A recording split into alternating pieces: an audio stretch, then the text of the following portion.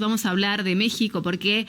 México tiene una gran iniciativa que es la de nacionalizar las empresas eléctricas. Sí, una iniciativa muy importante que se pone en el camino de varias medidas que venimos analizando del gobierno de Andrés Manuel López Obrador, que entra en la recta final de su mandato con grandes expectativas y posibilidades de que su sucesor o sucesora sean del mismo signo político. Hay un alto grado de aprobación al gobierno de Andrés Manuel López Obrador.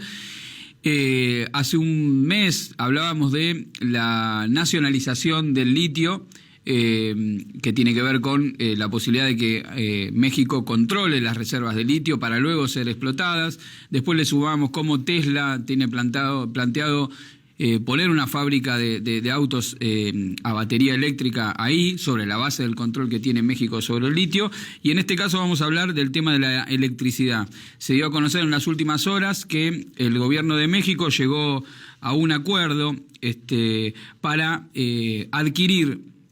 13 plantas de producción de energía eléctrica que estaban en manos de una empresa de capital extranjero, de capital español, que pasan ahora a estar bajo la tutela del Estado mexicano, con lo cual lo que es la empresa eléctrica mexicana, que es la Comisión Federal de Electricidad, va a controlar más del 55% del mercado de generación eléctrica de México. En algunas zonas, que eran las zonas menos rentables, entre comillas, para el mercado de la producción eléctrica, esa participación de la empresa estatal pasa del 7% a superar el 65%. Es decir, esta empresa que está comprando el Estado mexicano es muy relevante, sobre todo en las zonas del nordeste mexicano, que son las zonas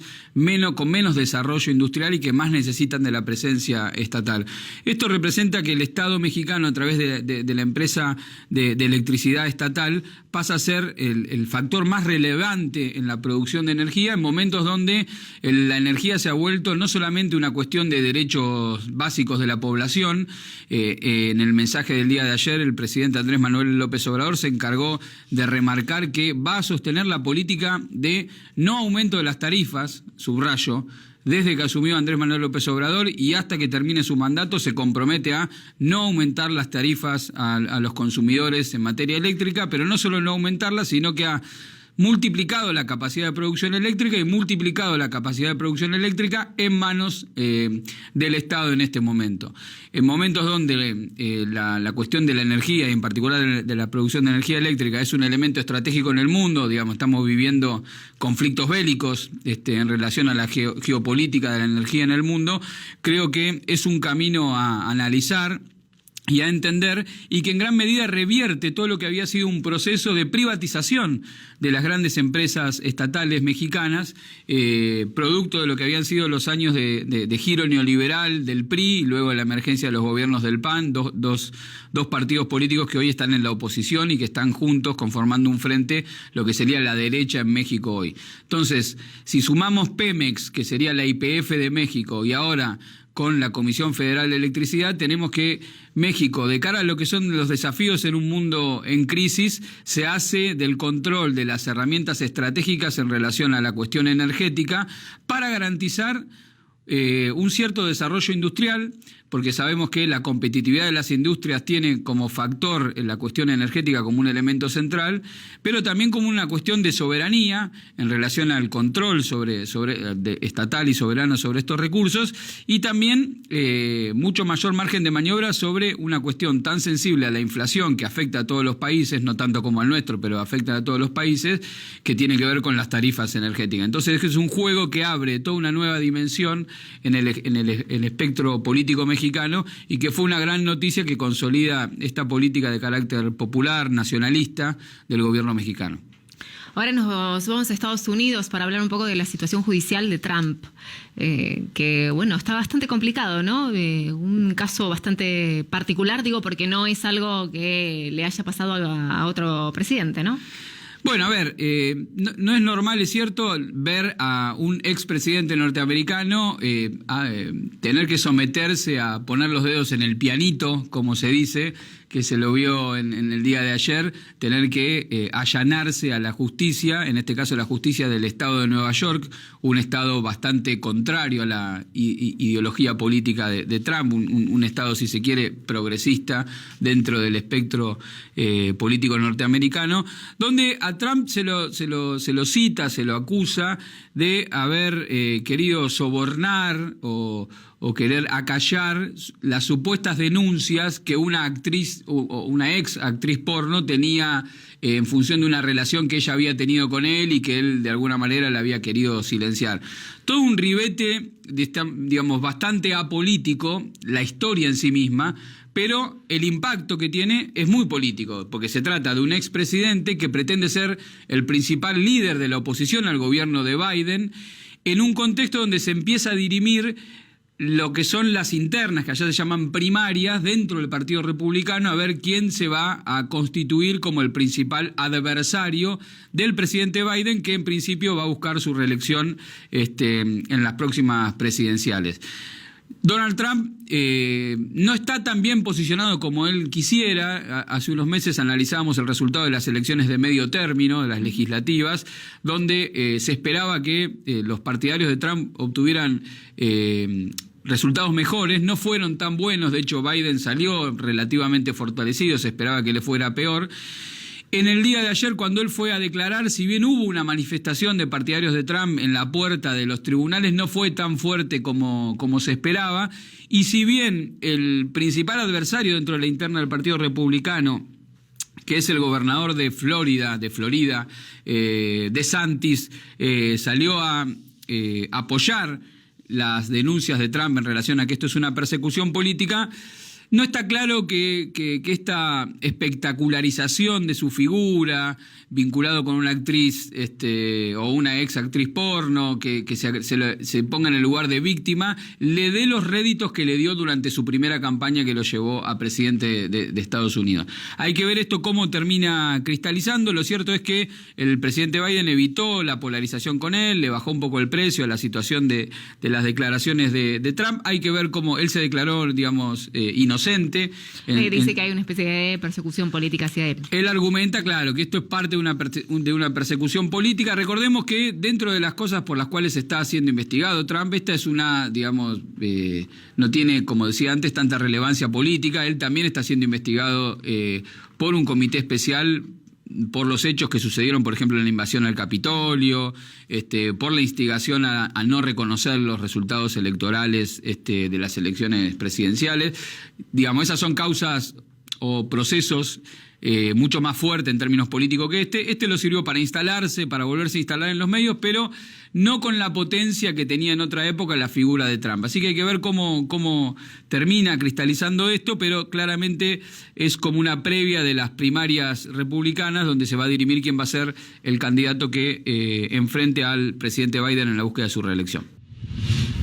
Continúa el proceso de juicio político y ¿cómo sigue eso? Bueno, recordemos a la audiencia que Guillermo Lasso es el presidente de Ecuador. Presidente de Ecuador, que es un ex banquero proveniente de la derecha empresarial ecuatoriana, que triunfó en las últimas elecciones a partir de la situación de proscripción del principal líder político de Ecuador, que es Rafael Correa, quien continúa exiliado, y gran parte de la conducción de Revolución Ciudadana también en el exilio. A pesar de eso, en las últimas elecciones de lo que serían gobernaciones e intendencias que estuvimos cubriendo para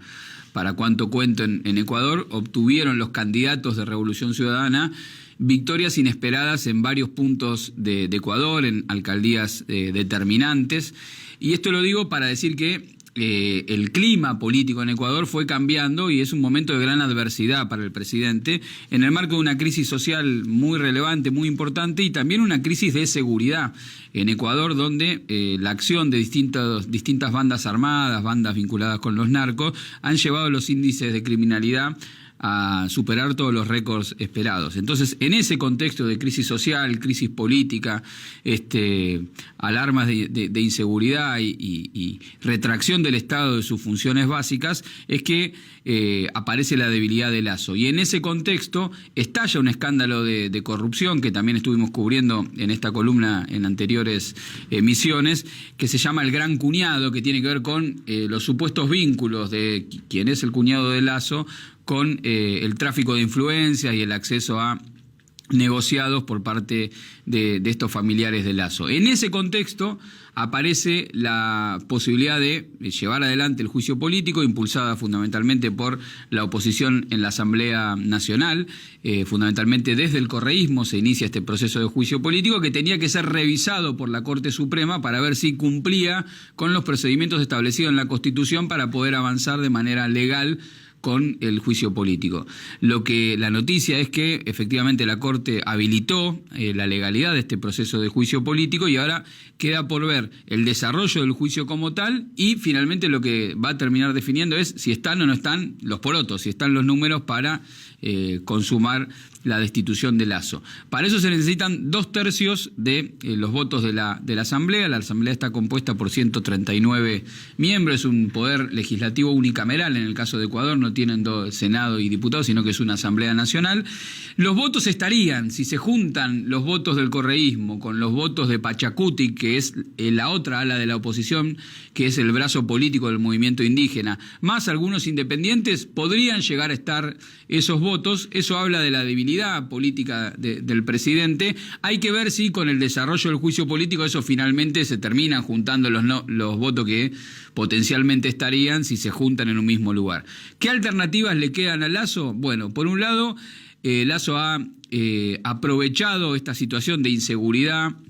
y de crisis de la seguridad ciudadana en Ecuador para pegar un giro onda Bukele. Estableció el estado de excepción en gran parte del país, impulsó una nueva norma para que la gente pudiera portar armas por sí misma, es decir, está buscando un giro represivo, un giro a lo salvadoreño, un giro a lo colombiano, para hacer del problema de la seguridad una justificación de un giro autoritario de su gobierno. Hay que ver si le da la nafta en estas condiciones de debilidad política para imponer esa agenda y sobreponerse al intento de juicio político, pero en caso de que avance el juicio político, hay un instrumento dentro de la Constitución de Ecuador que se llama la muerte cruzada, con la cual que permite que un presidente que está a punto de ser sometido a juicio político puede convocar a elecciones generales, donde se vuelve a elegir al presidente, pero también se reeligen a los miembros de la Asamblea. Entonces, estos serían los escenarios posibles que se abren ante la crisis política que atraviesa el Ecuador, que básicamente es una crisis derivada de la implementación de políticas de carácter neoliberal, de retracción de los derechos de las grandes mayorías en Ecuador, que comenzaron no con el gobierno de este neoliberal empresarial ex banquero que es Lasso, sino que comenzaron con quien fuera el sucesor de Correa, Lenín Moreno, que pegó un giro político cuando asumió. Rafael Correa lo ungió como su sucesor, ganó las elecciones, al poco tiempo de ganar encarceló a su vicepresidente que le era leal a Correa, dio vuelta al partido político, encarceló a sus principales opositores y comenzó a implementar un gobierno más cercano a el programa de ajuste y de apertura económica. Eso fue profundizado por Lasso y esa es un poco la raíz de la crisis económica. Y la raíz de la crisis política es que los principales liderazgos hoy están proscriptos y exiliados afuera de Ecuador. Aún en esas condiciones adversas, el correísmo logró una victoria importante en las seccionales de hace 2 meses y se abre la posibilidad de que haya un cambio de gobierno tarde o temprano en Ecuador, ya sea por la vía de que haya un juicio político, ya sea por la vía de que se convoque a esta muerte cruzada y a nuevas elecciones, o ya sea por la vía de que finalmente Lasso termine su mandato tal como está previsto. Lo más probable es que en esas elecciones, aunque Lasso termine su mandato como estaba previsto, triunfe la oposición. Hay que ver cuál va a ser la estrategia del correísmo para construir esa mayoría electoral, pero bueno, esos son capítulos que hay que ver, hay que esperar en esta serie qué capítulos van a venir. Por lo pronto hay que ver cómo se desarrolla este juicio político contra el presidente Lasso. Fede, te escuchamos el sábado por la tarde. Sábado a la tarde, la cita obligada de todos los sábados, 18 horas, diálogo internacional con la conducción de Atilio Bolón, Telma Luzani y gran equipo, toda la realidad política internacional, entrevistas, y los invitamos a que nos acompañen el sábado. Federico Montero, ¿en cuánto cuento?